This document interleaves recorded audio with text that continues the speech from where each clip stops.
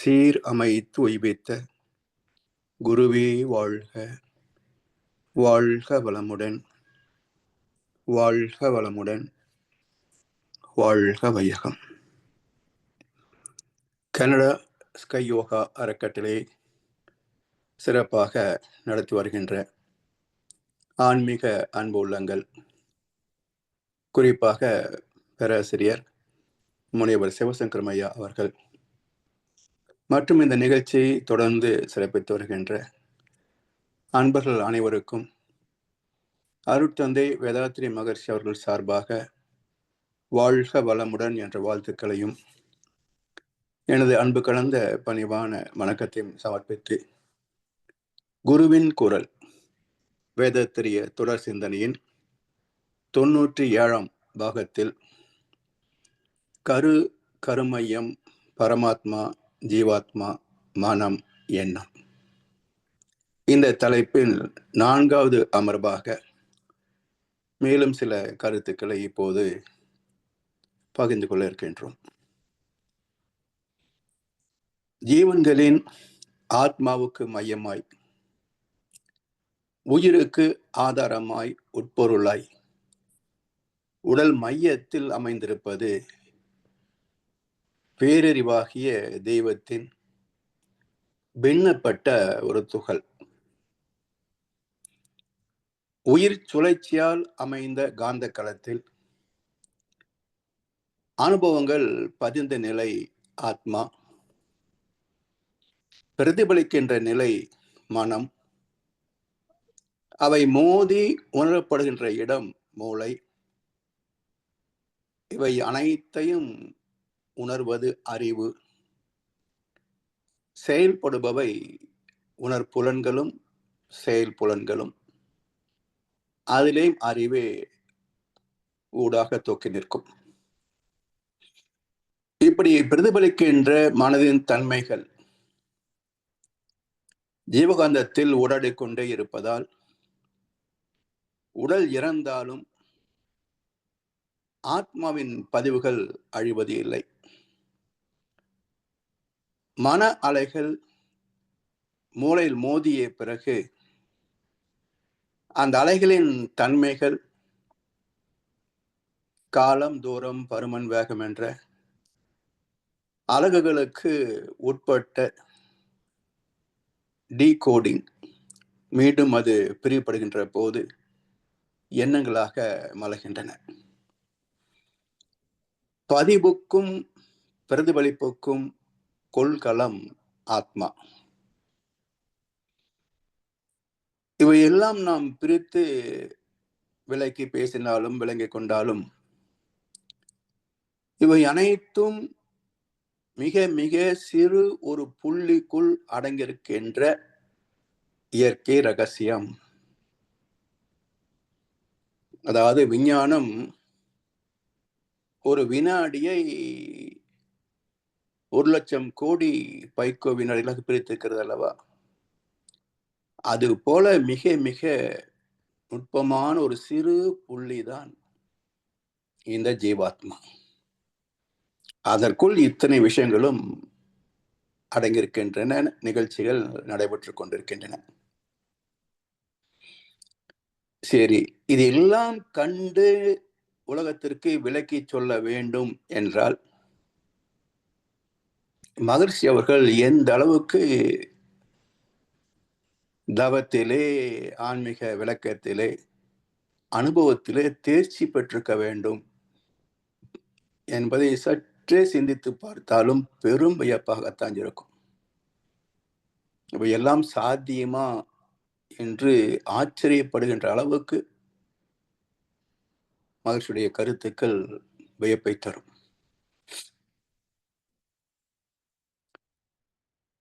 இந்த ஆத்ம ரகசியத்தை கண்டு அதை உலகுக்கு அறிவித்த வகை அது எப்படி என்பதை மகர்ஷி அவர்களே ஒரு குறிப்பை, ஒரு சாமியத்தை சொல்கிறார். எந்த இயற்கை ரகசியத்தை நாம் புரிந்து கொள்ள வேண்டும், உணர்ந்து கொள்ள வேண்டும், அகக்காட்சியாக பார்க்க வேண்டும் என்றால் அந்த அலையை விட நாம் சற்று கீழே நுணுகி நிற்க வேண்டும். We must stand under what we want to understand. எந்த ரகசியத்தை நாம் புரிந்து கொள்ள வேண்டுமோ அந்த ரகசியத்தின் அலைவேகத்தை விட நாம் கொஞ்சமாவது ஒடுங்கி நின்றால்தான் மேலே உள்ளதை புரிந்து கொள்ள முடியும். அதனால்தான் understand. We must stand under what we want to understand. Upper stand கிடையாது. அப்பர் ஸ்டாண்ட்ல ஒன்றும் புரிந்து கொள்ள முடியாது.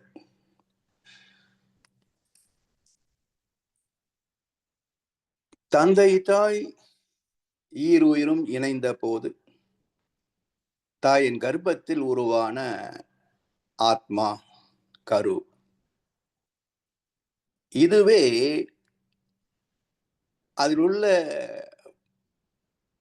பதிவுகளின் தன்மைக்கு ஏற்ப தாயின் உடலில் நாதம் என்ற ஜீவகாந்த ஆற்றலை ஈர்த்து தன்வயப்படுத்திக் கொண்டே வரும்.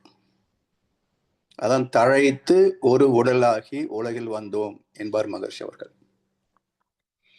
தழைத்தல் என்றால் ஒவ்வொரு அணுவிலும் ஏற்படுகின்ற வளர்சிதை மாற்றம், அதான் தழைத்தல்.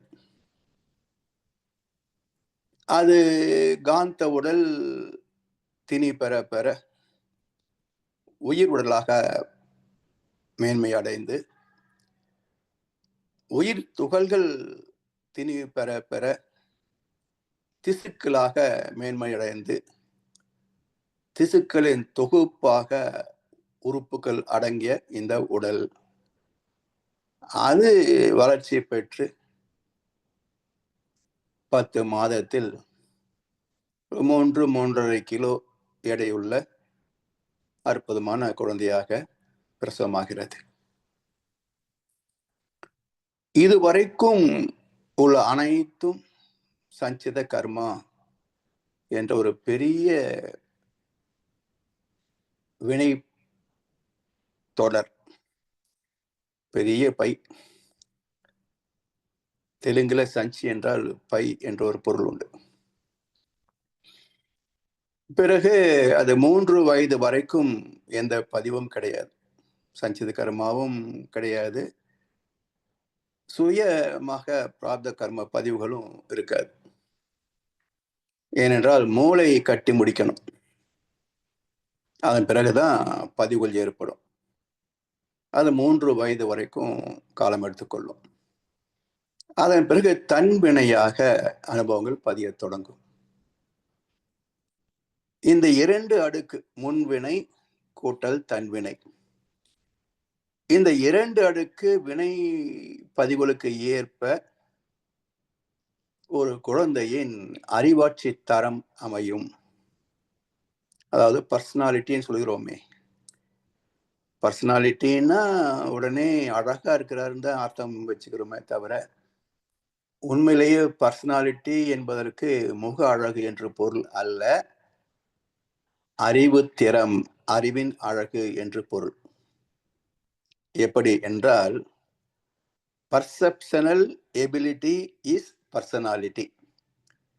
Perceptional ability is personality. அப்ப எதையும் புரிந்து நுணுகி ஆராய்ந்து புரிந்துள்ளக்கூடிய திறம், பர்செப்ஷனல் எபிலிட்டி, அதான் பர்சனாலிட்டி. முக அழகை பத்தி யாரும் சொல்லலை. நமக்கு அக அழகு தெரியாததுனால முக அழகையே மையப்படுத்தி கொண்டோம். அப்ப அழகு என்பது எங்க இருக்கு? அக அழகு. முகத்தை விட அக அழகுதான் மிக முக்கியமானது வாழ்க்கைக்கு. அழிகின்ற தேகத்தில் அழியாமல் வாழ்வது ஜீவாத்மா. கெட்டு போகின்ற பாலுக்குள் கெடாத நெய் இருப்பது போல அழிகின்ற தேகத்திற்குள் அழியாத ஆத்மா குடிகொண்டிருக்கிறது. சரி, இந்த ஆத்மாவிலே பதிந்திருக்கின்ற நிகழ்வுகள் எதுவும் மையத்தில் உள்ள பற்றற்ற பரம்பொருளை பாதிக்க முடியாது. சென்ற வகுப்பிலே ஆத்மாவுடைய அந்த அமைப்பை சொன்னோம், சிடி உதாரணம் காட்டி. அதுல பதிவுகள் என்பது 14-40 தானே, அதற்கு கீழே பதிய முடியாது. அதே போலத்தான் கருமையத்திலேயும் நுண் உயர் முதற்கொண்டு இன்றைய மனித இனம் வரைக்கும் எல்லா அனுபவங்களும் 14 40க்குள் அடங்கி போகும். அதுக்கு கீழும் அனுபவங்கள் கிடையாது, மேலே அனுபவங்கள் கிடையாது. இதை பீட்டா ஃப்ரீக்வன்சி என்று விஞ்ஞானம் பேசுகிறது. இது அறிவியல் பூர்வமாக புரிந்து கொண்டாலும் சரி, அல்லது இறைநிலை பற்றற்று இருப்பதனால் எதையுமே பற்றி பதிந்து கொள்ளாது என்று தத்துவ ரீதியாக புரிந்து கொண்டாலும் சரி, 2 வகையிலேயும் 14க்கு கீழ் பதிவுகள் ஏற்பட முடியாது. மைய புள்ளியாக உள்ள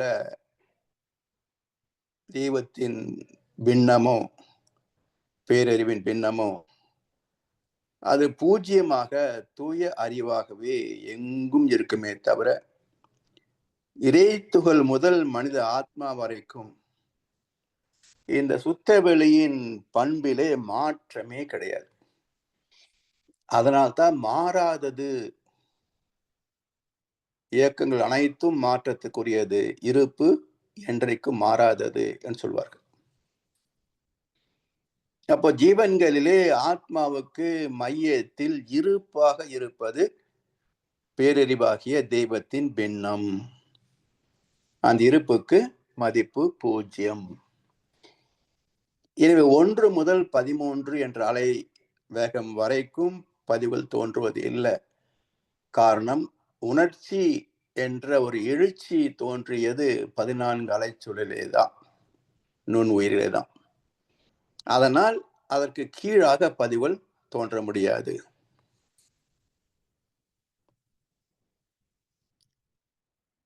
உயிர் இப்போ எப்படி முடியாது அப்படின்றதுக்கு ஒரு சின்ன உதாரணம் பார்க்கலாம். இப்போ மீன், அது போல எத்தனையோ கடல் வாழ் ஜீவராசிகளை மக்கள் சாப்பிடுறாங்க. கடல் தண்ணியை யாராவது சாப்பிட முடியுமா? ஒரே உப்பு கரிக்கும் இல்லையா? அப்ப இவ்வளவு உப்பு நீருக்குள் வாழ்கின்ற மீனின் உடலிலே உப்பு கரிப்பதில்லையே. இயற்கை எவ்வளவு உதாரணம் காட்டுது பாருங்க. சிடி விஞ்ஞானம் கண்டுபிடித்து காட்டிய உதாரணம், இறைவனே உதாரணம் காட்டுகின்றான். சுத்தவெளி அறியாத தெய்வம், பரமாத்மா அறிகின்ற தெய்வம் சொன்னோம். இதற்கும் இறைவன் நமக்கு உதாரணம் காட்டியிருக்கின்றான். எப்படி? தொட்டால் சினுகுகின்ற செடி. எதை தொடுகிறோம்? இலையை தொட்டால் சுருங்குகிறது, சினுங்குகிறது. அதன் விதையை தொட்டால் அது சுருங்குவதும் இல்லை, சினுங்குவதும் இல்லை. அப்போ தொட்டால் சுருங்காத விதையிலிருந்து தொட்டால் சுருங்கக்கூடிய ஒரு செடி முளைத்தது அல்லவா? அப்போ சுத்தவெளி உணரல, விதை உணரல, இதழ் தொட்டா சுருங்குது, பரமாத்மா உணர்கிறது. அதே போல எந்த அனுபவமும் இறைவனை பாதிப்பதில்லை, சுத்தவெளியை பாதிப்பதில்லை, அறிவிலே பதிவதில்லை என்பதை கடல்வாழ் ஜீவராசிகளை தந்து உதாரணம் காட்டிட்டார். உப்பு நீருக்குள் வாழ்கின்ற மீன் உடலிலே உப்பு கரிப்பது இல்லை. அப்போ உள்ள போகலன்னு தான் அர்த்தம். இப்படி சரித்திர நிகழ்வுகள் ஒவ்வொன்றையும் நாம் கூர்ந்து ஆராய்ந்து பார்க்கின்ற போது, அதான் சாமி சொல்லுவாங்க, சிந்திக்க பெரும் வியப்பு. இந்த பெரிய நிகழ்வுகள் எல்லாம் பார்க்கின்ற போது, சிந்திக்கின்ற போது பெரும் வியப்பு. இதெல்லாம் ஒரு சீர்மையோடு நடத்துகின்ற அந்த இறை நீதியை நினைத்து பார்க்கின்ற போது கரம் குவிப்பதை தவிர வேற என்ன செய்ய முடியும்? அதனால்தான் எல்லா மதங்களிலேயும் இறை வணக்கம் என்றால் பணிதல், மண்டியிடுதல், வணங்குதல், போற்றுதல். இதுதான் இறை வழிபாடு எல்லா மதங்களிலும்.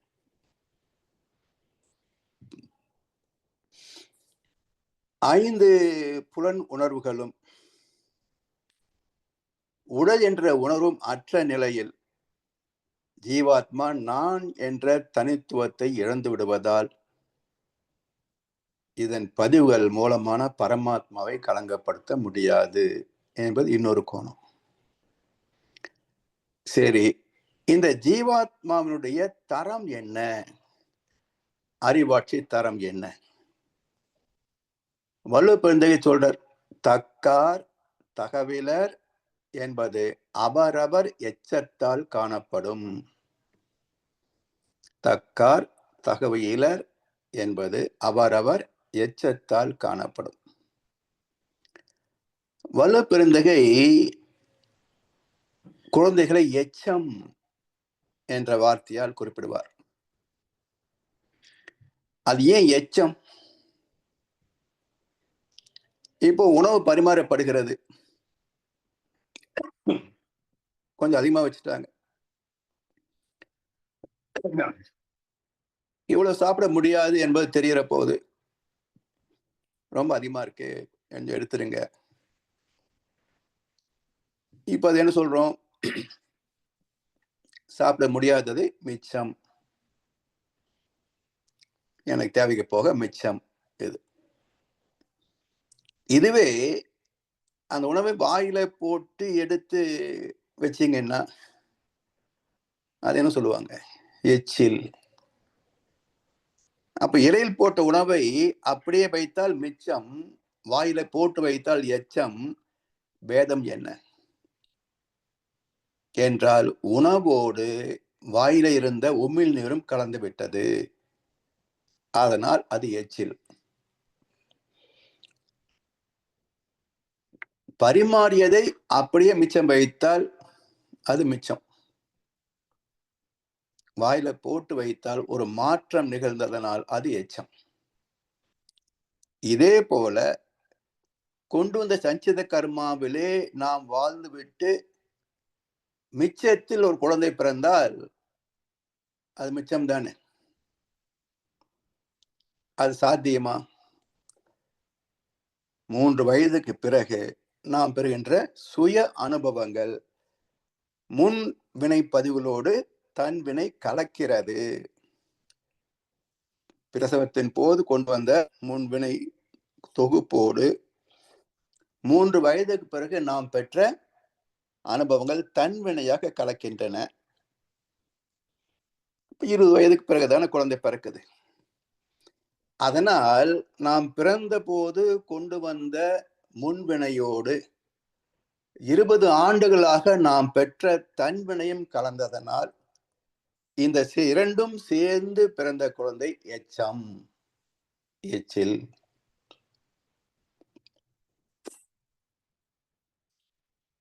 சரி, தக்கார் தகவலர் என்பது அவரவர் எச்சத்தால் காணப்படும். குழந்தை எடுத்து காட்டிடும்.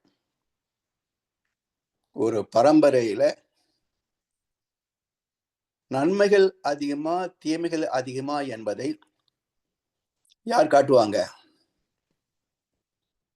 குழந்தைகள் எடுத்து காட்டிடுவாங்க. அவருடைய குணங்கள் எல்லாமே இதற்கு முன் 6 தலைமுறைகளின், தாய் வழி 6, தந்தை வழி 6 தலைமுறைகளின் அனுபவங்களின் பிரதிபலிப்பே அங்கு எண்ணம் சொல் செயலாக முன்னாடி நிற்கும். பிறகு அது சந்தர்ப்பம் சூழ்நிலை தேவை இவற்றுக்கு ஏற்ப சிந்தித்து பார்த்து அவற்றை மாற்றிக்கொள்ளலாம். ஆனால் எண்ணம் தோன்றுவது இந்த தன்வினை முன்வினையுடைய தொகுப்பின் வெளிப்பாடாகத்தான் இருக்கும். அது பின்வினைக்கான எழுச்சி. அப்ப முன்வினையும் தன்வினையும் இணைந்து பின்வினைக்கான உணர்வுகளை தூண்டுகின்றன, தேவைகளை வெளிப்படுத்துகின்றன, சொல் செயலாக மலர்ச்சி பெறுகின்றன.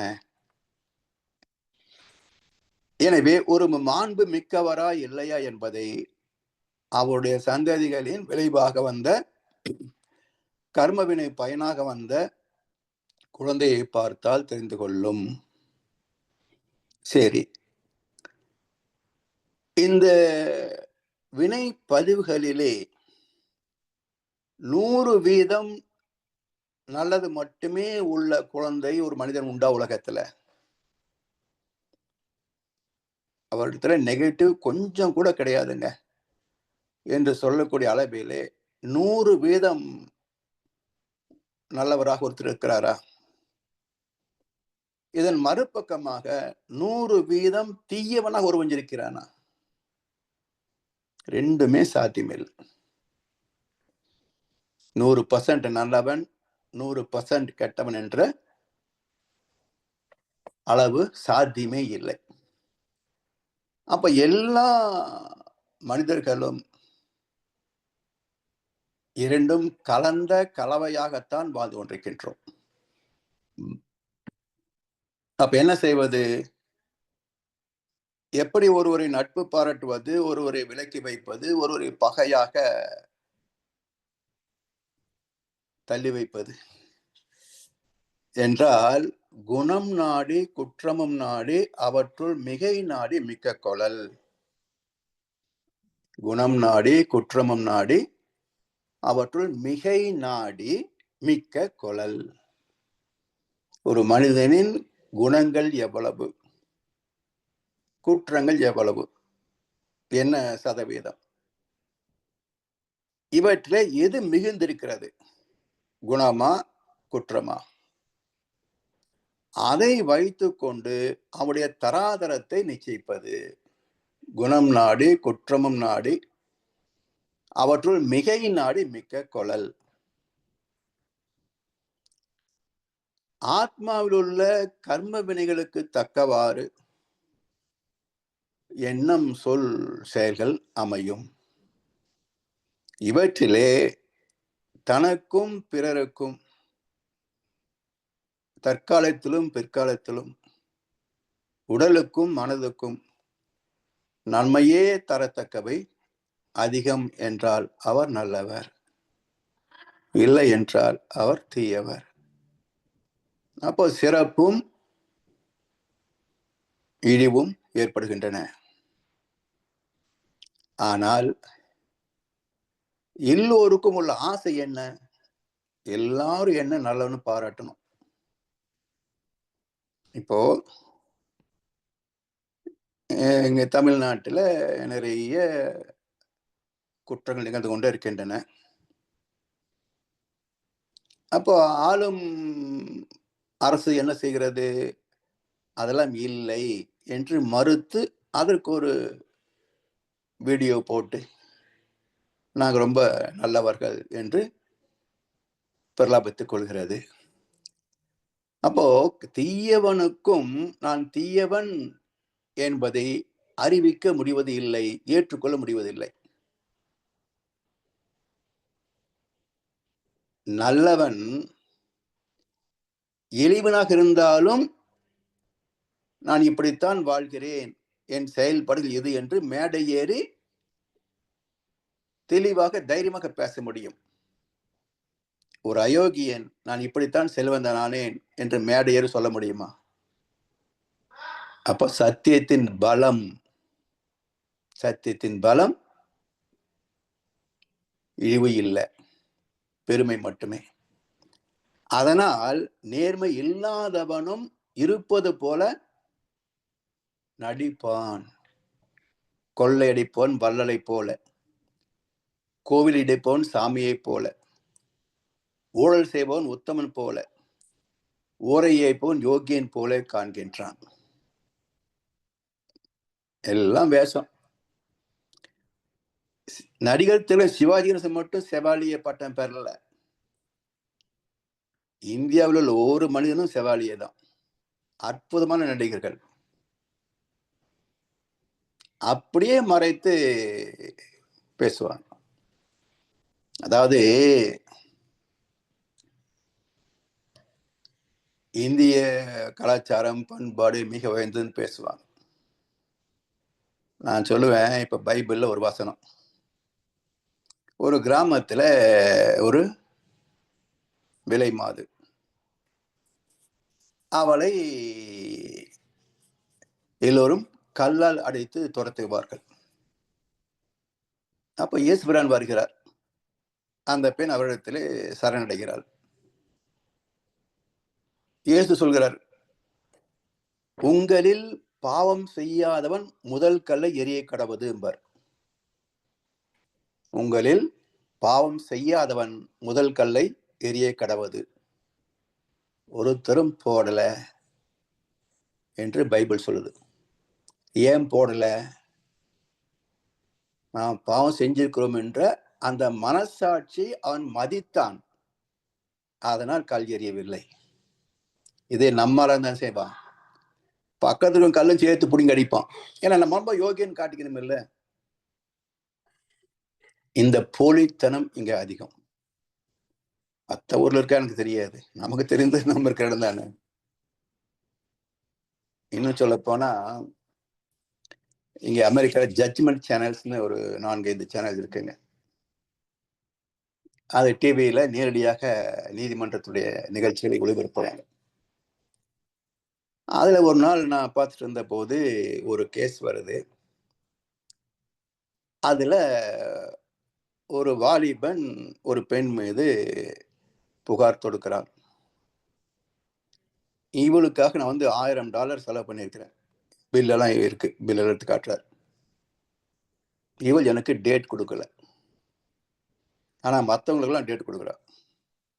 ஸோ நான் செலவு செஞ்ச பணத்தை திருப்பி கொடுக்கணும் என்று வழக்கு தொடுத்திருக்கிறார்.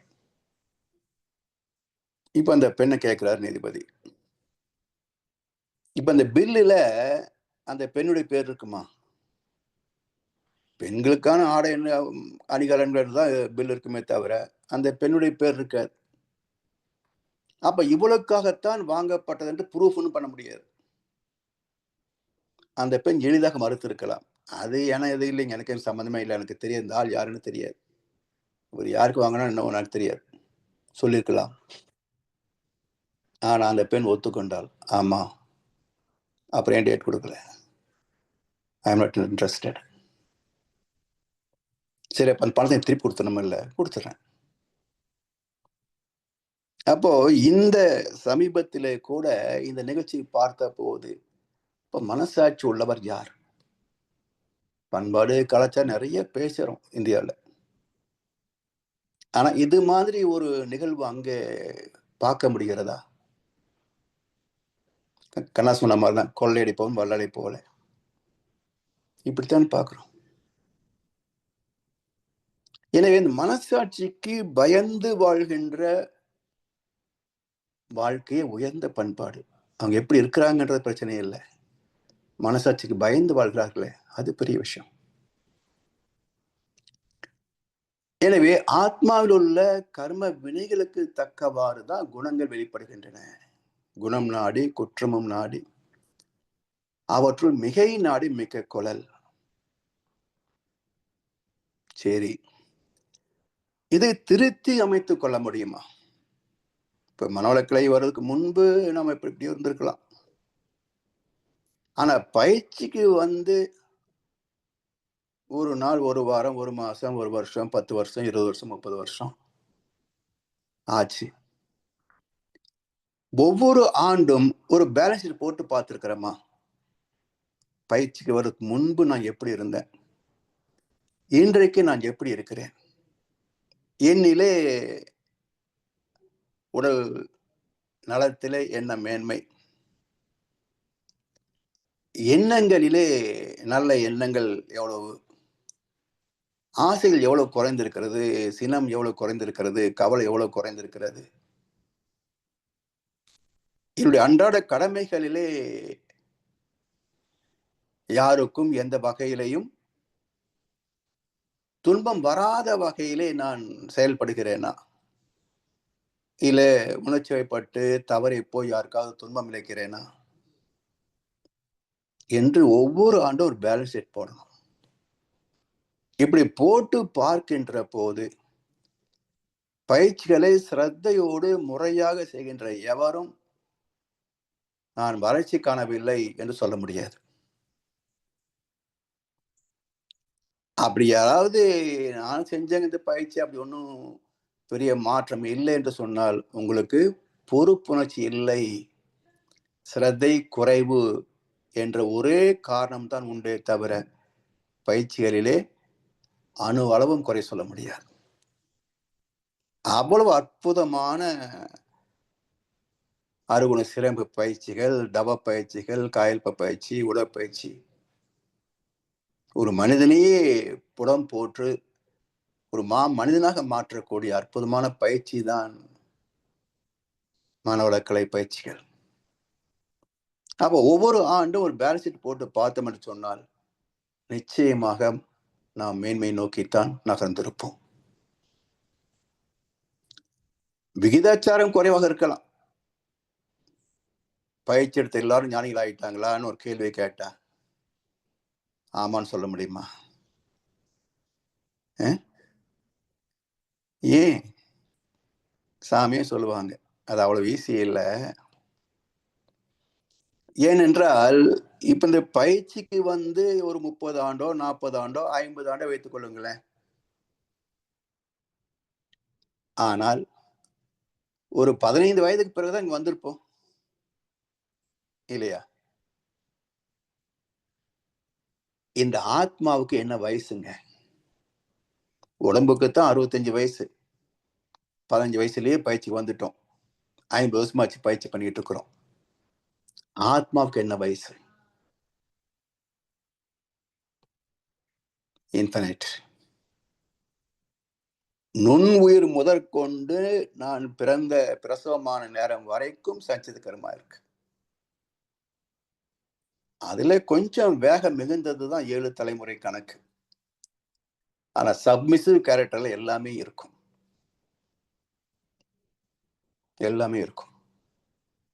அப்ப இது எல்லாம் கடந்து ஒரு பிறவிலே ஞானம் பெறுவது சாத்தியமா?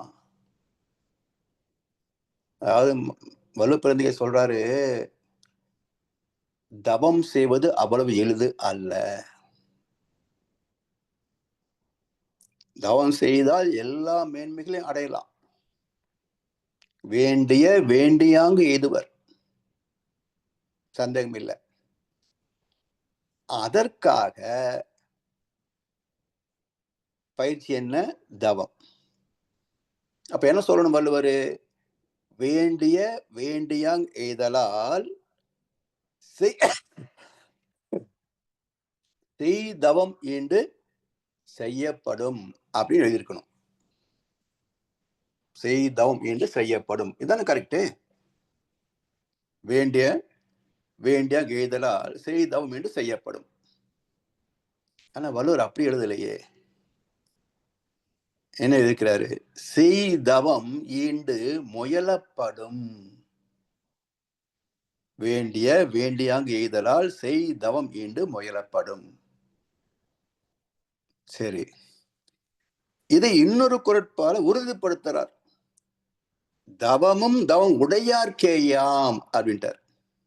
தவமும் தவம் உடையார்க்கேயாம். அப்ப தவம் கற்றுக்கொண்டால் அதிலே ஒரு அனுபவத்தை பெறுவதற்கு ஏற்கனவே தவம் செய்திருக்க வேண்டும் என்றார். அப்ப ஏற்கனவே யார் செஞ்சிருப்பாங்க? தாய் தந்தை, தாத்தா பாட்டி, கொழு தாத்தா பாட்டி. இப்படி எழுபிறப்பும் தேய வைத்தேண்டா பழிப்பிறங்கா பண்புடை மக்கட்பெறின். 7 தலைமுறைகளிலே தவம் செய்து அறம் காத்து தேவநீதிக்கு பயந்து மதித்து வாழ்ந்தால் மட்டுமே 7வது பிறப்பிலே 8வது பிறப்பிலே மகர்ஷி மாதிரி இறை ஞானத்தை பெற முடியும். அப்படின்னு என்ன அர்த்தம்? நமக்கெல்லாம் சாத்தியம் இல்லைன்னு அர்த்தம். ஆனாலும் இதுல என்ன லாபம் என்றால், அழகா ஒரு கவியில சொல்வார். நாள்தோறும் செய்தவற்றை பயனை நீங்கள் நல்லுறக்கம் கொள்ளும் முன்னே கணித்துக் கொள்வீர். காலையில இருந்து இரவு வரைக்கும் என்னெல்லாம் செஞ்சோம். படுத்தோன்னே யாரும் தூங்குறது இல்லை பெரும்பாலும். அந்த நேரத்துல ஒரு மலரும் நினைவுகள், இன்றைக்கு என்னென்ன அனுபவங்கள், இதுல யாருக்கு என்னென்ன நன்மைகள் நடந்தது, என்னென்ன மனக்கசப்புகள் வந்தது, எந்தெந்த வகையில ஒன்றும் இல்லாமல் நியூட்ரலா இருந்தது என்று நாள்தோறும் செய்தவற்றை பயனை நீங்கள் நல்லுறக்கம் கொள்ளும் முன்னே கணித்துக் கொள்வீர். சரி, இப்ப யோசிச்சு பார்த்து என்ன ஆக போகுதுங்க? அதெல்லாம் நடந்து போச்சு. இப்ப என்ன பண்ண முடியும்? மாத்த முடியுமா? மீள்வதில்லை போயினவை. போனது போனதுதான். மீள்வதில்லை போயினவை. எனினும் நீயோ மேம்பட்டாய் அனுபவத்தில், அதுவே லாபம். மேம்பட்டாய் அனுபவத்தில். அப்ப இந்த தற்சோதனை என்ன செய்யுது? இந்த இடத்திலே நான் நல்லது செய்திருக்கிறேன், மேற்கொண்டு இப்படியே நான் செய்து வாழ்வேன். இந்த வகையிலே சில தவறுகள் நிகழ்ந்து விட்டன, மீண்டும் அது நிகழாமல் எச்சரிக்கையோடு இருப்பேன். மேம்பட்டாய் அனுபவத்தில், இதுவே லாபம். நாளும் ஒவ்வொரு பாடம் கூறும் காலம் தரும் பயிற்சி என்பாரு பட்டுக்கோட்டை கல்யாண சுந்தரம்.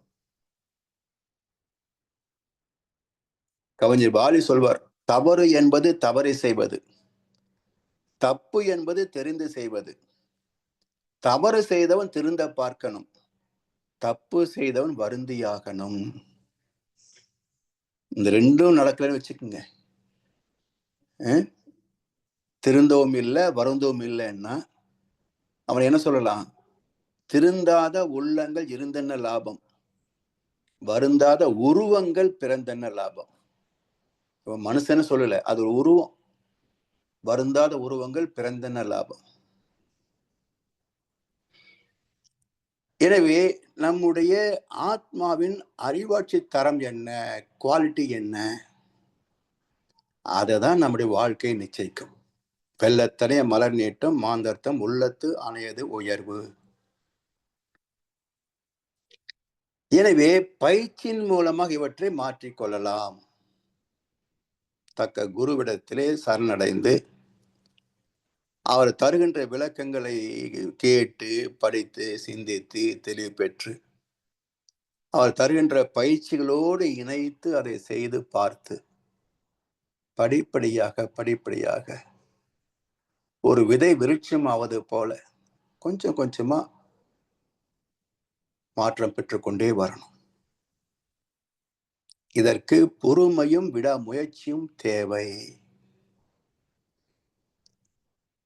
இதற்கான மார்க்கம், வாழ்க்கை முறைதான் பக்தியில் துவங்கி பக்தியிலேயே முட்டி நிற்கிறது.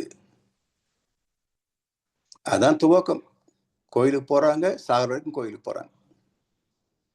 என்ன மாற்றம் நிகழ்ந்தது? குழந்தையிலிருந்து கோயிலுக்கு போறீங்க, சாகிறதுக்கு முன்னாடி கோயிலுக்கு போய் ஆண்டவனை கும்பிடுறீங்க. என்ன மாற்றம் நிகழ்ந்தது? குழந்தையாக இருந்த போதும் இப்போதைக்கும் இத்தனை ஆண்டு வாழ்ந்திருக்கிறோமே, என்ன மாற்றத்தை சந்தித்திருக்கிறோம்? எத்தனை பேர் மாறி இருக்கிறாங்க? அப்படியே தரும், கடைசி வரைக்கும் அப்படியே தான் இருக்கிறாங்க. சந்தர்ப்ப சூழ்நிலை சில பேர் மாற்றம் பெறுகிறார்கள். பெரும்பாலும் அந்த பிஹேவியரல் சயின்ஸ் செயல்பாடுகள், நடவடிக்கைகள், பேச்சுவார்த்தைகள் எல்லாம் அப்படியே தான் இருக்கும். அப்ப எப்படி கருமையும் தூய்மையாகும்? செஞ்சதையே செஞ்சுட்டு இருந்தா வந்ததே தானே வரும் இல்லையா? செய்ததே செய்து கொண்டிருந்தால் வந்தது தான் வரும். அப்போ வந்தது நமக்கு பிடிக்கவில்லை என்றால் செய்வதைத்தானே மாற்றி ஆகணும் இல்லையா? நான் ஒண்ணும் செய்ய மாட்டேன், நல்லது மட்டுமே நடக்கணும்னு சொன்னா எப்படி? ஒரு தகுதியும் இல்ல, திறமையும் இல்ல. ஆனா நாட்டை ஆளணும், உலகத்தை ஆளணும்னு ஆசை மட்டும் இருந்தா எப்படி?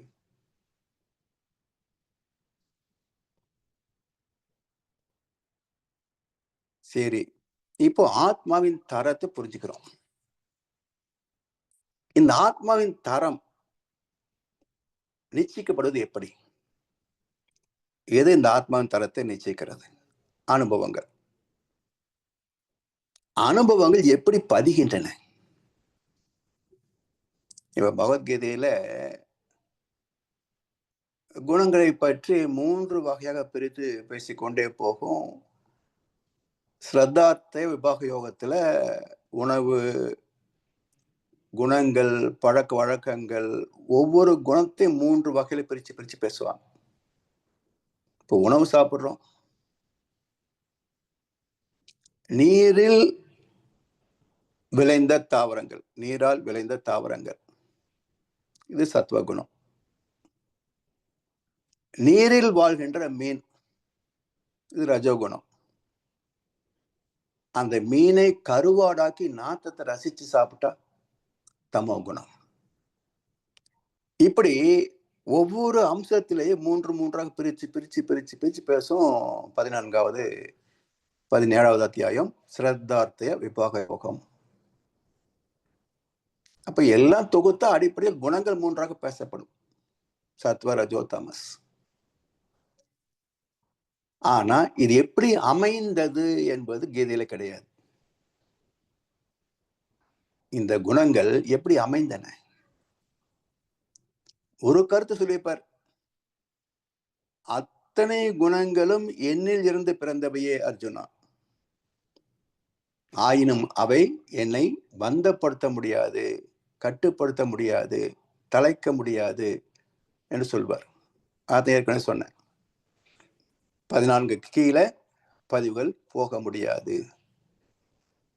ஜீவன்களின் அளவும் எல்லாமே 14 to 40 தான். 13 போக முடியாது. 0 இறைநிலை. அங்க எப்படி போக முடியும்? 13 போக முடியாத போகுது. 0 எப்படி போக முடியும்? ஸோ கீதையினுடைய விளக்கம் சயின்டிபிக்லி ப்ரூவ் இன்றைக்கு. ஆனால் ஆத்மாவிலே இந்த குணங்கள் எப்படி வந்தன? அந்த குறிப்பு அங்கே இல்லை. மகர்ஷி அவர்கள் இதை பற்றி நமக்கு தெளிவாக பேசுறாங்க. சயின்ஸ்ல கூட டாக்டர் புரூஸ் ஹராலிப்டன் ஒரு சயின்டிஸ்ட், அது ஆத்மாவை பற்றி ஒரு புத்தகம் இருக்கு. அதுல அவர் என்ன சொல்றாருன்னா, நமக்கு ஏற்படக்கூடிய எண்ணங்கள் எல்லாமே வான்காந்த தாக்கம் என்றார். ஏற்கனவே வாழ்ந்து மறைந்த மக்களுடைய அனுபவங்கள் மேல இருக்குது, அதன் பிரதிபலிப்பே நம்முடைய எண்ணங்கள் அப்படின்றார். அப்படின்னா முதல் மனிதனுக்கு எப்படி எண்ணம் வந்திருக்கும்? அங்க அனுபவங்களே இல்லை. அப்ப எப்படி அவனுக்கு எண்ணம் வந்திருக்கும்? இப்ப இது இன்றைக்கு விஞ்ஞானம் பேசினாலும் கூட இது பாதி அரைகுறை ஸ்டேட்மெண்டே தவிர முழுமையான ஸ்டேட்மெண்ட் அல்ல. அப்ப மகர்ஷி என்ன சொல்றாங்க? நம்முடைய ஆத்மாவில எல்லாமே பதிந்திருக்கின்றன. முன்வினை, தன்வினை. இவற்றை மையமாக கொண்டு சந்தர்ப்பம், சூழ்நிலை, பிறர் மன தூண்டுதல், கருவமைப்பு, இதன் அடிப்படையிலே அவை வெளிப்படுகின்றன. வெளிப்பட்ட உடனே வான்காந்த அனுபவங்கள் அதனோடு ஊடுருவுகின்றன. இப்ப ஆசை தோணும். அடுத்த வினாடி உடனே கிடைக்குமா அப்படின்னு நினைப்போம். கோபம் வரும், அடுத்த வினாடி ஆத்திரமா மாறும். அப்ப இன்டென்சிஃபைடு தோன்றிய எண்ணங்களுக்கு எப்படி வலு சேர்க்கிறது என்றால், வான்காந்தத்தில் உள்ள வாழ்ந்து மறைந்த முன்னோர்களின் அனுபவ பதிவுகளின் களமே பூமியின் வான்காந்த களம் அப்படிம்பார் மகர்ஷி அவர்கள். வாழ்ந்து மறைந்த மனிதர்களின் அனுபவ தொகுப்பே பூமியின் வான்காந்த களம். அதுவும் சேர்ந்துதான் இங்க ரிஃப்ளெக்ட் ஆகுது. அப்படி என்றால் நமக்குள் எப்படி பதிகின்றன, நமது செயல்கள் ஆத்மாவில் பதிவாகின்ற விதம் எப்படி என்பதை பற்றிய விளக்கத்தை அடுத்த அமர்விலே சிந்திப்போம் என்று சொல்லி, வாய்ப்பளித்த அனைவருக்கும் நன்றி பாராட்டி இந்த உரையை நிறைவு செய்கின்றோம். வாழ்வளமுடன், வாழ்வளமுடன், வாழ்க வையகம். வாழ்க வளமுடன் ஐயா. வாழ்வளமுடன் ஐயா. மிக்க நன்றிகள், மிக சிறப்பு. இப்பொழுது நாங்கள் கேள்வி பதில் பகுதிக்கு நேரடியாக செல்வோம். ஐயாவிடம் உங்கள் கேள்விகளை கேட்க விரும்புவர்கள் கைகளை உயர்த்தி கேட்கலாம்.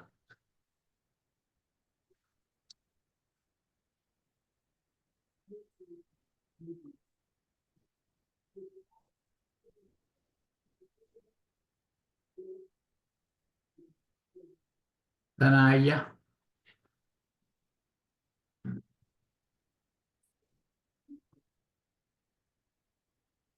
கேளுங்க ஐயா. ஐயா, வாழ்வளமுடன் ஐயா. இந்த ஒருக்கா விளங்குற மாதிரி இருக்கும், இன்னொருக்கா யோசிக்க விளங்குற மாதிரி இருக்கும். இந்த பரமாத்மா ஈவாத்மா அது ஓரளவு புரியுது ஐயா. ஆனால் இந்த சுத்த வழியில இருக்கும் பொழுது அதுக்கு உணரும் தன்மை கிடையாது. ஆனால் அது அந்த இயக்க நிலை வரும்போதுதான் அதுக்கு உணரும் தன்மை வருகிறது. ஆமா, உணரும் தன்மை வரும் பொழுது அது பரமாத்மா. அப்ப இப்ப பாத்தீங்கன்னு சொன்னால் அந்த இறைத்துவல் தான் இயக்கத்துக்கு வருது, அதுல அது உணரும் திறமையை பெறுகிறது. ஆமா, இறைத்துகளே ஜீவாந்த துகளாக மேன்மை பெறும். இறைத்துகள் ஈவாந்த துகளாக மேன்மை பெறும்.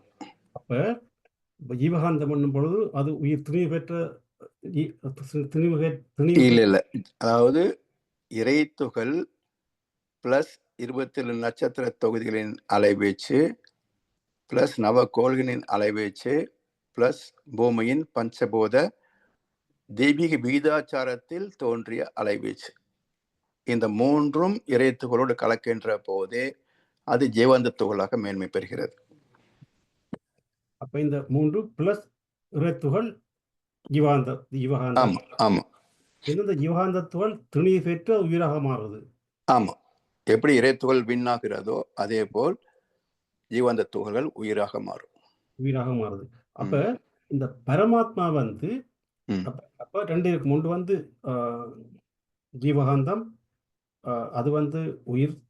அடுத்தது இந்த பரமாத்மாவும் ஒவ்வொரு ஆத்மாவோடும் அதை பயணித்துக் கொண்டிருக்கிறார். ஆமா, அதான் 8 to 13 ஃப்ரீக்வன்சி பரமாத்மா நிலை. 8 to 13 அது தூய்மையான ஜீவாந்தம் இருக்கு இல்லையா. அப்ப 1 to 7 7 to 4 சக்தி களம் விண்நிலை. ரைட். ஓகே. 3 to 1 இந்த பிரபஞ்சத்தை சூழ்ந்து இருக்கின்ற காந்த களம். அப்ப இந்த 8 to 13க்கு உணரும் திறன் இருக்கும். ஆனா 8 to 13ல பதிவுகள் போக முடியாது. ஆமா, ஏன்னா அதுக்கு மையப்புள்ளி கிடையாது. ரைட் ஐயா. அந்த மெத்தட் ஐயா, மையப்புள்ளி என்று சொல்லும் பொழுது இந்த மையப்புள்ளி இயக்க நிலையில வந்த உடனே வரத்தோடு எல்லாம் இயக்கத்துக்கு வரைக்கும் அது அப்படியே சுத்தி கொண்டே இருக்குது. அப்ப கொண்டு இருக்கும் பொழுது அதுக்கு ஒரு மையம் ஒன்று இருக்கும். அப்ப அந்த மையம் அப்படியே அந்த இறைத்தோழல் விண்ணாக இறைத்தோழின் கூட்டுத்தான் விண். அப்ப விண்ணிலும் அந்த சுழற்சி இருக்கும். ஆமா, சுழற்சி இருக்கும் பொழுது அதுக்கும் மையம் இருக்கும். ஆமா. அப்ப அப்படி வரும் பொழுது இப்போ சேர்ந்து அதெல்லாம் இதெல்லாம் சேர்ந்து ஜீவகாந்தமாக வருது. உயிராக வந்து ஜீவகாந்தம் என்று சொல்லுங்களேன். ம் அதுக்கும் மையம் இருக்குது. ம் அப்போ இப்படி வரும் பொழுது இந்த அந்த ரித்துகள் தானே இதெல்லாம் இப்படி சேர்ந்து சேர்ந்து ஜீவகாந்தமாக வந்து ஆத்மா வருது. ம் அப்போ அப்படி என்னும் பொழுது அந்த பரமாத்மாவும் வந்து ரித்துகள் தான். ம் அப்போ அதையும் பரமாத்மாவுக்கு மையம் இல்லை. இல்ல. அதாவது இப்ப நம்ம உடம்புக்குள்ள எடுத்துக்கங்களேன், ஆமாம் ஒவ்வொரு திசுவுக்குள்ளேயும் சில உயிரணுக்கள் இருக்கும். ஒவ்வொரு உயிரணுக்குள்ளேயும் பல ஜீவாந்த துகள்கள் இருக்கும். ஓ ஆனா அங்க பதிவு இருக்கா? அதுக்கே இல்லை. இல்ல. அப்போ கோர் பாயிண்ட் எது உடம்புக்கு? ஒட்டுமொத்த உயிர் துகள்களுக்கு கோர் பாயிண்ட் வந்து மூலாதாரம், ஆத்மா. சரியா. அங்கதான் பதிவு. ஓகே சரியா. இது வேணா டெம்பரரி மெமரின்னு வச்சுக்கலாம். ரைட். ஓகே. இப்போ கம்ப்யூட்டர்ல ஒர்க் பண்ற போது ஸ்கிரீன்ல சேவ் ஆகும். ஆனா நீங்க கண்ட்ரோல் சேவ் கொடுக்காத வரைக்கும் அது வந்து ஒர்க் பண்ணதெல்லாம் நிக்காது இல்லையா? சரியா. ரைட். நீங்க கண்ட்ரோல் சேவ் கொடுத்தா தானே ஹார்ட் டிஸ்க்ல போய் ரெக்கார்ட் ஆகுது. புரிஞ்சுதா? அப்ப டெம்பரரி மெமரி ஸ்கிரீன்ல இருக்கு, அது நிரந்தரமா நிக்காது. ஹார்ட் டிஸ்க்ல பர்மனன்ட் மெமரி நிக்கும். சரியா. ரைட். அது போல ஒவ்வொரு ஜீவாந்த துகளிலையும் அந்த உணர்வு செயல்பாடுகள் எல்லாம் அதுக்குள்ள போனா தான் நம்ம வேலை செய்ய முடியும். அதெல்லாம் உணர்வும் வேலை செய்யும், ஆனா ரெக்கார்டு கிடையாது. சரியா. இன்னும் ஒரு கேள்வியா என்ற நீங்க சொல்லிக் கொண்டு போன பண்ணேன். இந்த முந்தின சிந்தனைகளில் சொல்லியிருக்கீங்க அந்த கர்ம வினைகள் வந்து அனுபவித்து தான் தீர்க்க வேணும்னு சொல்லி அப்படி ஒரு கருத்துக்கள் ஏற்கனவே வந்திருக்கு. அப்ப இன்றைக்கு சொன்னீங்கள் அந்த பயிற்சியின் மூலம் மாற்றலாம், கர்மயத்தை தூய்மைப்படுத்தலாம்னு சொல்லி இன்று அதையும் சொன்னீங்க. சின்ன ஒரு கண்டாடிக்ஷன் இருக்க மாதிரி தெரியுது. அதாவது கான்ட்ராடிக்ஷன் ஏன் தெரியுதுன்னா, இப்போ ஒரு சின்ன இன்சிடென்ட் நடக்குன்னு வச்சுக்கோங்க. ஒரு பேருந்துல ஏறுறோம், சீக்கிரம் ஏறும், சீக்கிரம் புறப்பட்டு என்ன பண்றது, இடம் கிடைக்கணும் அப்படின்ற ஒரு அவசரத்துல ஏறும்போது அடுத்தவுடைய கால் மேல தெரியாம கால் வச்சிடறோம். அவருக்கு வலிக்கும் இல்லையா? உடனே அவர் வந்து அறிவு இருக்க, பார்த்து ஏற வேண்டாமா அப்படின்றார். இப்போ உங்களுக்கு பதிவு வெளிப்படுது, ஒரு சண்டைக்கான பதிவு வெளிப்படுது. இப்போ நீங்க அன்றைக்கு தவம் நல்லா செஞ்சிருந்தீங்கன்னா அவர்கிட்ட மன்னிப்பு கேட்டுட்டு தெரியாம பண்ணிச்சுங்கன்னு சொல்லி மனதார மன்னிப்பு கேட்டுட்டு உள்ள நகர்ந்து போயிடுவோம். இது சத்துவகுணம். மன்னிப்பு கேட்போம், ஆனா மனசுக்குள்ள ஈகோ இடம் கொடுக்காது. வாயளவில் எதுக்கு பம்புன்னு மன்னிப்பு கேட்டமே தவிர மனதார அதுக்கு வருந்திருக்க மாட்டோம். இது ரஜோகுணம்.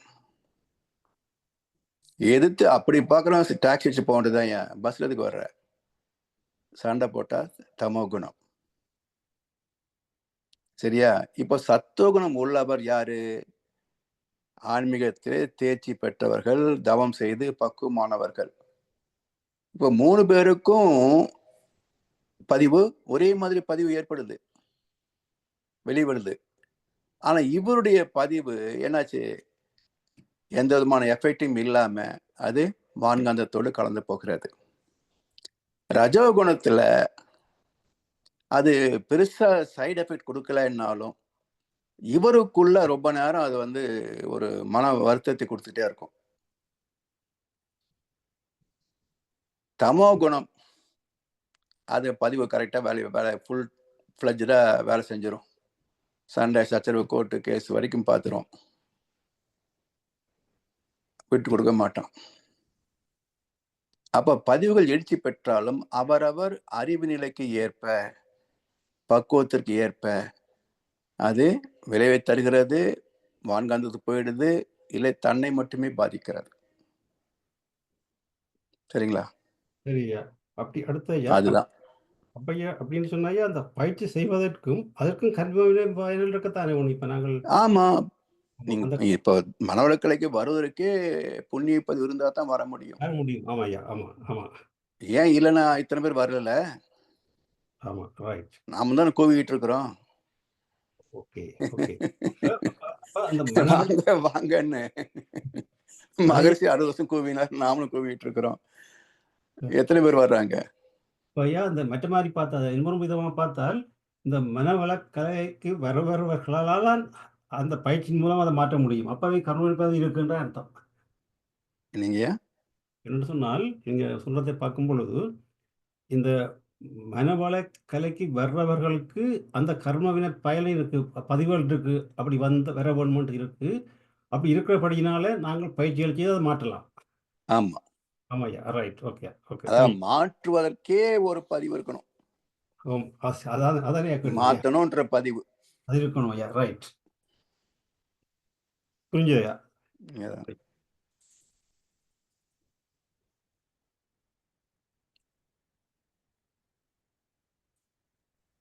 வாழ்க வளமுடன் ஐயா. வாழ்க வளமுடன்மா. ஐயா எனக்கு ஒரு டவுட்டு. இப்போ விண்துகள் சுற்றோட்டமா ஓடினாதான் அது ஜீவன் அல்லது உயிர். அப்படி இல்லைன்னா அது அசேதனம்னு சொல்றாங்க. அப்ப எல்லா இடத்துலயுமே இந்த விண்துகள் சுற்றோட்டமா தானே ஓடிட்டு இருக்கு.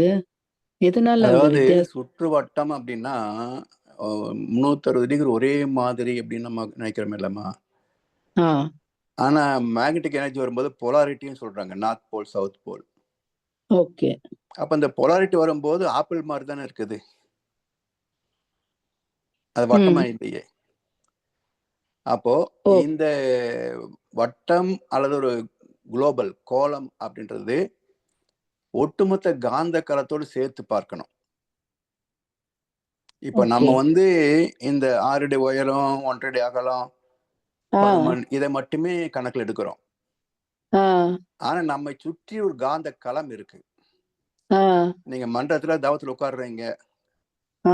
தவம் ஆரம்பிச்சு கொஞ்சம் கழிச்சு இன்னொருத்தர் வந்து பக்கத்துல உட்கார்றாரு. இப்ப யாரோ பக்கத்துல உட்கார்றாங்க தெரியுதா? தெரியுது. அப்ப அந்த உரசல் இருந்தா தானே உணர முடியும். ஆமா. அப்ப அவரை நம்ம தொடல. ஆனால் அவருடைய ஜீவகாந்தம் நம்முடைய ஜீவகாந்தத்தை தொடுகின்ற போது அதை நாம் உணர்வாக பெறுகிறோம். யாரோ பக்கத்துல உட்கார்றாங்க அப்படின்னு. அது மாதிரிதான். அப்ப எல்லாமே குளோபலா தான் இருக்கும். நாம் பரு தோற்றத்தை மட்டுமே வைத்து பார்க்கிற போது அது டிஃபரெண்ட் ஷேப்ல தெரியும். நீங்க காந்த களத்தோடு சேர்த்து பார்த்தீங்கன்னா குளோபல் ஷேப்ல தான் இருக்கும். அசேதன பொருட்களுக்கும் ஒரு காந்த களம் இருக்கும் இல்லைங்க? இருக்கு. அது வான்காந்தம் சொல்றோம். அல்ல அதை சுத்தியும் அதுக்கு ஒரு டேஸ்ட். இப்போ ஒரு பக்கத்துல ஒரு ஓகே. ஆனா அதுக்கு அந்த உணர்வு இருக்காது. அது உணர முடியாது. அது என்ன பண்ணுது? இப்போ ஒரு அணு சுத்திட்டு இருக்குது. இன்னொரு அணு பக்கத்துல வருது வச்சுக்கங்களேன். இதனுடைய ரிப்பல்சிவ் ஃபோர்ஸ் தகுந்த தூரத்தை நிறுத்திடும். உள்ள விடாது. அப்ப 2 காந்தமும் உரசுகிறது. அந்த உரசல தூரத்தை அமைத்துக் கொள்கிறது. ஆனா நான் அவனை தள்ளி வச்சிட்டேன் அப்படின்னு ஒரு விண் நினைக்க முடியுமா? முடியாது. ஏன்னா அந்த உணர்வு என்பது வரணும்னு சொன்னா இந்த 3 அமைப்புகள் இருக்கணும். நட்சத்திரங்கள், நவக்கோள்கள், பூமியுடைய பஞ்சபூத சேர்க்கையில ஒரு தெய்வீக விகிதாச்சாரம். இந்த 3 சேர்ந்தா தான் வான்காந்தம் ஜீவாந்தமாக மாறும். சோ ஜீவகாந்தம் என்பதே சென்சிங் ஃபேக்கல்ட்டிக்கு பேர் தான் ஜீவகாந்தம். பயோடேட்டா. அந்த உணர்தலுக்கு தான் பயோன்னு அர்த்தம். சோ அந்த சென்சரி பர்செப்ஷன் எப்போ வருதுங்கயா? ஆக்சுவலா அந்த சுற்றோட்டம்ங்கிறது சென்சரி பர்செப்ஷனா எப்போ எந்த ஸ்டேஜ்ல மாறுது? சென்சரி பர்செப்ஷன் உங்களுக்கு மைக்ரோ பாக்டீரியா வந்துருது இல்லையா? அதாங்கயா அந்த ஃபர்ஸ்ட் உணர்வு, தொடுதல்ன்ற உணர்வு அந்த ஃபர்ஸ்ட் விண்ணுல வருதுன்னு சொல்றோம். பட் அந்த ஃபர்ஸ்ட் விண்ணுங்கிறது எல்லா பொருட்கள்லயும் இருக்கு இல்லையா? அப்ப அந்த சென்சரி பர்செப்ஷன் அதை உணரக்கூடிய தன்மையா அந்த சுற்றோட்டமா வந்தாதான் மாறுதுன்னு சொல்றாங்க இல்லையா? ஜீவ இனங்கள். இதுக்கும் சுற்றுவட்டத்துக்கும் சம்பந்தம் இல்ல. சுற்றுவட்டம் எப்ப வருது அப்படின்னா நீங்க ஒரு அணுக்கு இன்னொரு அணுவுக்கும் போலாரிட்டி அரேஞ்ச்மெண்ட் இருக்கும். அசேதன பொருட்கள்ல அந்த போலாரிட்டி இல்லன்னு சொல்றீங்களா? அசேதன பொருட்கள்ல போலாரிட்டி அதுக்கு போலாரிட்டி கிடையாது இல்லையா? இப்ப நார்த் போல், சவுத் போல் ரெண்டும் ஒன்னா வச்சீங்கன்னா ரிப்பல்சிவ் ஆயிடும். அந்த போலாரிட்டி வேற. நார்த்தும் சவுத்தும் சேர்த்து வச்சீங்கன்னா அட்ராக்ட் ஆகும். ஆமா. அந்த polarity வேற. சரிங்களா? ஸோ அந்த ஓகே. polarity okay. arrangement எப்படி போல்ஸ் தானே. polarity arrangement வந்து போல் தானே. ஆமாங்க. நார்த் போல், ஒரு சவுத் போல். ஒரு பொருள் வந்து ஈர்த்து 2 விண்ண ஈர்த்து பிடிச்சிருக்கிறதுனால தானே நமக்கு ஒரு பொருளே கிடைக்கிறது. ஆமா, ஈர்ப்பு இல்லைன்னா சேர முடியாதே. அப்படி இருக்கும் பொழுது அது ஆ. ஏன் அது வந்து அதுல ஏன் இப்போ நம்ம அடிக்கடி அந்த உயிர் அப்படிங்கிறது உருவாகும்போது அந்த இறைநிலை தவத்துல கூட சொல்லுவாங்க. அந்த உயிர் வந்து சுற்றோட்டமா விண்துகள் சுற்றோட்டமா ஓடும்போதுதான் ஜீவ இனம் தோன்றுகிறது அப்படின்னு சொல்லிட்டு அந்த ஒரு டவுட்ல தான் கேக்குறேன். அதாவது எல்லா நீங்க அந்த ஜீவகாந்தம், ம். வான்காந்து, இறைத்துகள், விண்ணு, வான்காந்தம் இதெல்லாம் பஞ்சபத சேர்க்கைக்கு அந்த சரி, கோள்களின் அமைப்புக்கு சரியா இருக்குமா? சரி. நீங்க வந்து அங்கேயும் போராட்டி இருக்கும். ஏன்னா நீங்க போராட்டி இல்லைன்னா இந்த ஒரு அணு இன்னொரு சேராது இல்லையா? ஆமா. அந்த ஒரு இப்போ ஒண்ணும் தோற்றமே இல்ல, வராது. நம்ம வந்து ஒரு இரும்பு துண்டு, காந்த துண்டு எடுக்கிறீங்க. ம். நார்த் சவுத் சேர்த்தீங்கன்னா தான் நான் ஒட்டிக்கிட்டே போகும். ஆமா. சவுத் சேர்த்த முடியாது இல்லையா? ஆமா. அப்ப ஒட்டும்போது இல்லன்னா போலாரிட்டி தோற்றமே அரேஞ்ச்மெண்ட் வராது. அப்படின்றோம். அது ஒட்டும்போது கரெக்ட். போலாரிட்டி. ம். ஒட்டலன்னு போலாரிட்டி கிடையாது இல்லையா? ஆமா. அதே போல இங்க ஜீவன்களிலே ஜீவாந்த துகள், அது குவிந்து உயிர் துகள், அது குவிந்து உறுப்புகளாக இருக்குது, உடலாக இருக்குது. ம். இதுல உணர்வுகள் வெளிப்படுது, உணர்கின்றோம். ஓகே. அப்ப ஓகே. நான் அப்படின்ற அந்த உணர்கிறேன் அப்படின்றதுதான் ஜீவாந்தத்தினுடைய சிறப்பு. அது மற்ற இதுல கிடையாது. அததான் கேக்குறேங்க. அது எப்போ எந்த ஸ்டேஜ்ல உருவாகுது? ஒரு அசேதன பொருட்களுக்கும், ஒரு உயிருள்ள பொருட்களுக்கும் அந்த உணர்வு மைக்ரோ பாக்டீரியா தோன்றிய போதே அது உணர ஆரம்பிக்குது. ஓகே. ஆனா நான் அப்படின்னு சொல்லக்கூடிய தன்மை வந்து 6வது அறிவுக்கு தான், பகுத்தறிவில மனிதனுக்கு தான் அது உண்டு. ஓகே. ஓகே. ஏன்னா நீங்க பஞ்ச இந்திரியங்களோட 5 ஜீவன் வருகின்ற போது பஞ்சபூதங்களிலிருந்து அதே காந்தத்துக்கு கொண்டு வந்தீங்கன்னா, அங்க எப்படி அழுத்தம், ஒளி, சுவை, மனம் என்று பஞ்ச தன்மாத்திரைகள் நிகழ்கிறதோ, அதே போல உணர்கின்ற சிறப்பில ஸ்பரிசம், சுவை, வாசனை, பார்வை, ஓசை, இந்த 5 உணரக்கூடிய 5 வரைக்கும் ஜீவன் வந்தாச்சு. அப்ப நான் அப்படின்னு அறியக்கூடியது அறிவு. அந்த அறிவு சுத்தவெளியில் இல்ல, அதனாலதான் அறிய முடியலன்னு சொல்றேன். சுத்தவெளி அந்த அறிவு அது வெறும் அறிவாக இருக்கிறதுனால அந்த சுத்தவெளிக்கு நான் அப்படின்றது தெரியாது.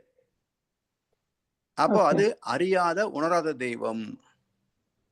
அதுவே ஜீவந்த தொகுப்பாக வந்து காந்தக்களம் வருகின்ற போதுதான் அது பரமாத்மான்னு பேரு. ஆத்மா என்றால் சென்சிங் ஃபேக்கல்ட்டின்னு அர்த்தம்.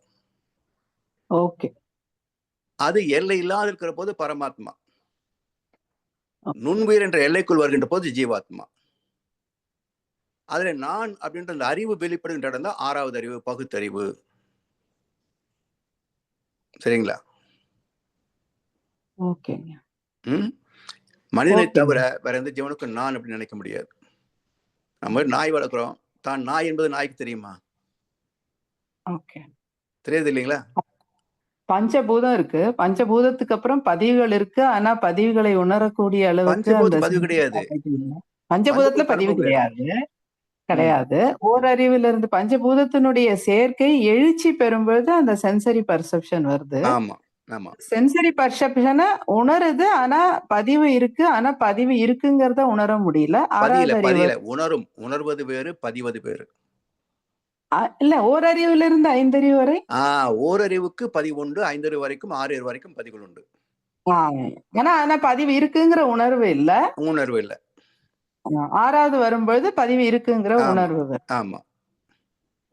ஓகேங்க. வாழ்க வளமுடன். வாழ்க வளமுடன்.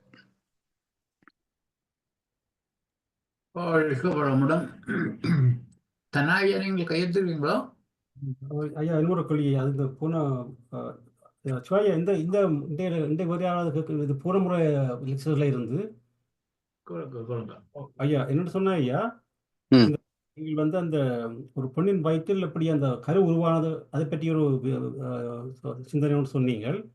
என்னமே சொன்னா இந்த இப்ப அந்த ஆணின் அந்த என்ன அந்த விந்தணுவில் வந்து அந்த வேல் போன்ற அமைப்பு முறை ஒன்று இருக்கும். ஆமா.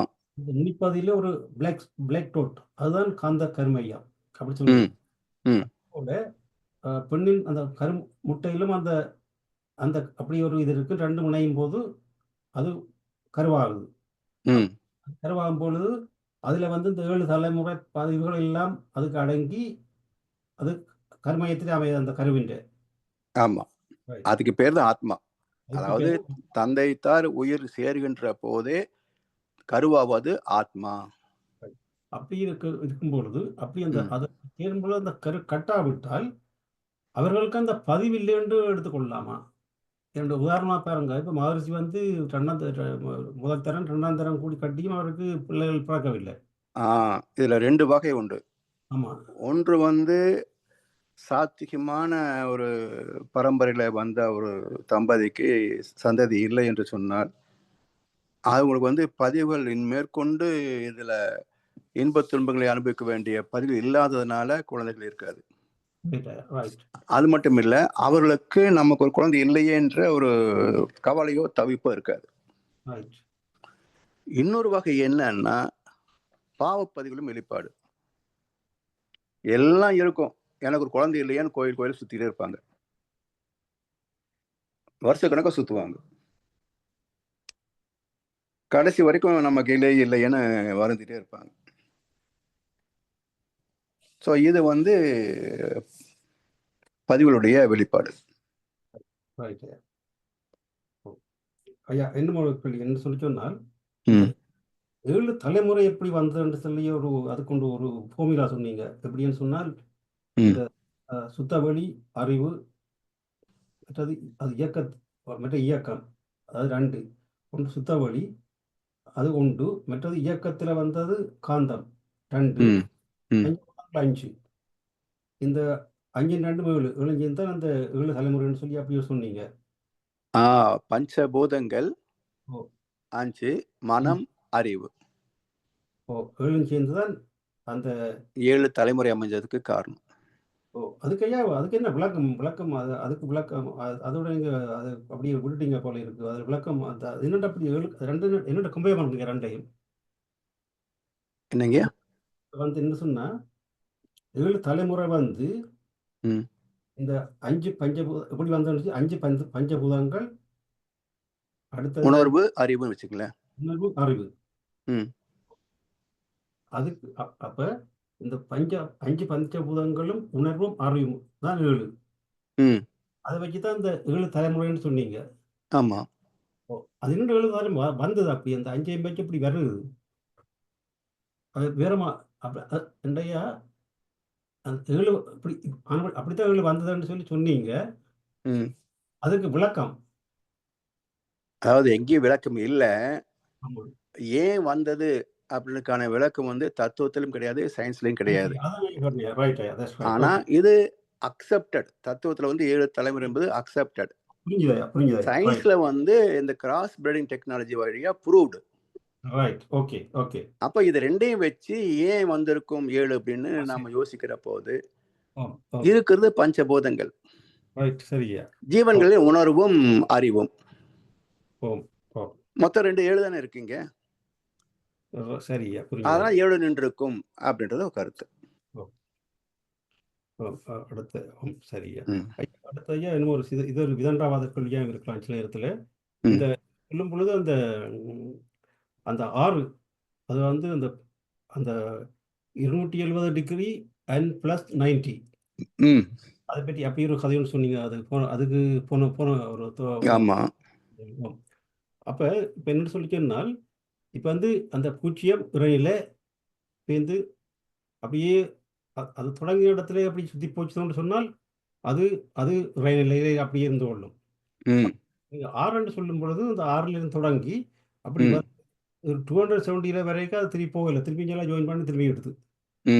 அப்ப அதுக்கு காரணம் சொன்னீங்கன்னு சொன்னால் அது அந்த 90க்கு போறது பெரிய கஷ்டம். அது வந்து ஒவ்வொரு அடியும் பெரிய கஷ்டமா இருக்கும். மனிதன் சுலபமா வாழ்றத வழியை கண்டுபிடிக்க அதுக்கு உள்ளடி சிக்கப்பட்டு கொண்டிருக்காங்க அப்படி சொன்னீங்க.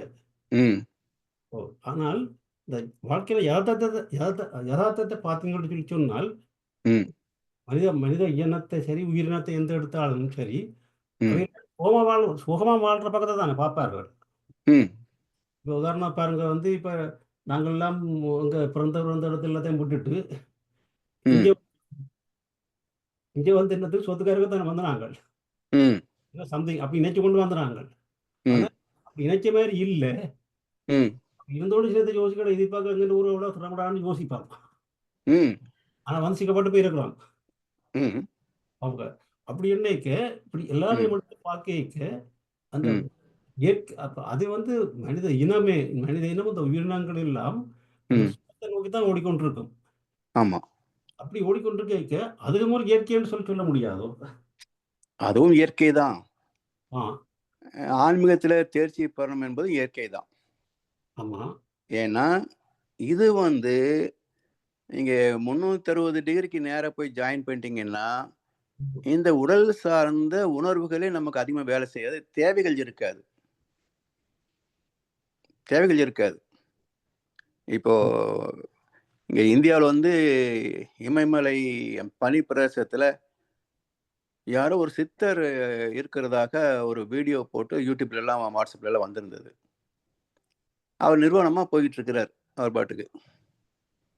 அப்படி அங்க இந்த இதுல நின்றிருந்த ராணுவ வீரர் வந்து அதை போட்டோ எடுத்து போட்டதாக ஒரு கருத்தை சொல்லி அதை வந்து போட்டிருந்தாங்க. அப்போ ஒரு வேளை அது உண்மைன்னு வச்சுக்கிட்டீங்கன்னா இது சாத்தியம்தான். ஏன்னா அவன் 360 டிகிரில மெர்ஜ் ஆயிட்டான் வச்சுக்கங்களேன், பஞ்சபூதங்கள் அவனுக்கு உணர முடியாது, கடந்துருவான். எந்த வெயிலோ மழையோ பனியோ அவங்கள தாக்காது, பசி தாகம் கூட இருக்காது. அப்ப எல்லாம் கடந்து போயிடுறான். இப்போ நாம வந்து எத்தனை வகையான சுகங்களை நாம துய்த்தாலும் நமக்கு அதுல நிறைவு இருக்காது. அடுத்து என்னன்னு நம்ம யோசிப்போம். ஆனா அவங்களுக்கு அந்த தேவையே இருக்காது, அந்த நாட்டமே இருக்காது. அப்ப அதுபோல் வாழ்வதும் சாத்தியம்தான். அதை நம்ம அட்லீஸ்ட் அந்த பூஜ்யத்துக்கு போய் ஞானம் பெறவில்லை என்றாலும் ஓரளவுக்கு 270 இருந்து ஒரு 80-90 வரைக்காவது நம்ம போயிட்டோம்னு சொன்னா, ஞானம் பெறவில்லை என்றாலும் ஒழுக்கம் வந்துவிடும். யாருக்கும் துன்பம் தரக்கூடாதுன்ற ஒழுக்கம் வந்துவிடும். இது நமக்கு எந்த வகையிலும் வாழ்க்கையில துன்பம் வராமல் பாதுகாக்கும். ஸோ அந்த அளவுக்காவது நம்ம வந்து மேன்மை பெறணும். ஏன்னா இந்த 270 திரும்பின யாருமே துன்பத்தை விரும்புவது இல்லை, இல்லையா? அப்ப இன்பத்தை விரும்பி திரும்பினாலும் இன்ப துன்பம் என்ற இருமையில தான் சிக்கிறாங்க. ஆனால் நமக்கு பிடிச்சது என்ன? இன்பம் மாத்திரம்தான். அப்ப துன்பம் இல்லாத இன்பத்தை மட்டுமே தூக்க வேண்டும் என்றால் நீ 270 இருந்து 300 360 நோக்கி போ. அது ஆன்மீகத்தினுடைய அறிவுரை.